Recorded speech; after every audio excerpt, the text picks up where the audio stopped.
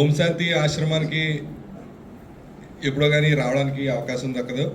ఈ పవిత్ర కార్తీక మాసంలో అక్కయ్య గారు మనల్ని ఆహ్వానించడం జరిగింది. మనం నిత్యం కూడా ఈ పని ఒత్తిడిలో ఉంటాం. ఈ ధ్యానం అనేది మనకి చాలా ముఖ్యం. సమాజంలో జరిగే మంచిని చెడును కూడా మనం పత్రికలో కానీ ఛానల్లో కానీ చూపిస్తూ ఉంటాం. మనకి చెప్పడం జరిగింది ఇప్పుడే, సమాజం మంచిగా ఉంటే ఆ మంచిని మనం చూపిస్తాం, చెడుగా ఉంటే చెడును మనం చూపిస్తాం. అదేవిధంగా మనం ఈ ధ్యానం ద్వారా, ఈ మంచి మాటల ద్వారా మనల్ని మనం మార్చుకుని సమాజాన్ని మార్చడానికి ట్రై చేయాలి.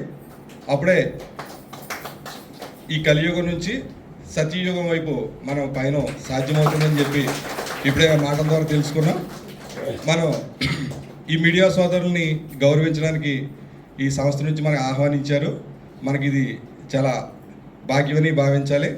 ఈ సత్కారం ద్వారా మనం ఫ్యూచర్లో కూడా ఈ సంస్థకి మన సహకారం అందిస్తూ ఈ మంచి మాటల్ని, ఈ యోగా ధ్యానాన్ని ప్రజలకు తెలియజేయాలని కోరుతున్నాను. అసలు అక్కయ్య గారు మనల్ని ఆహ్వానించడం జరిగింది. మనం నిత్యం కూడా ఈ పని ఒత్తిడిలో ఉంటాం. ఈ ధ్యానం అనేది మనకు చాలా ముఖ్యం. సమాజంలో జరిగే మంచిని చెడును కూడా మనం పత్రికలో కానీ ఛానల్లో కానీ చూపిస్తూ ఉంటాం.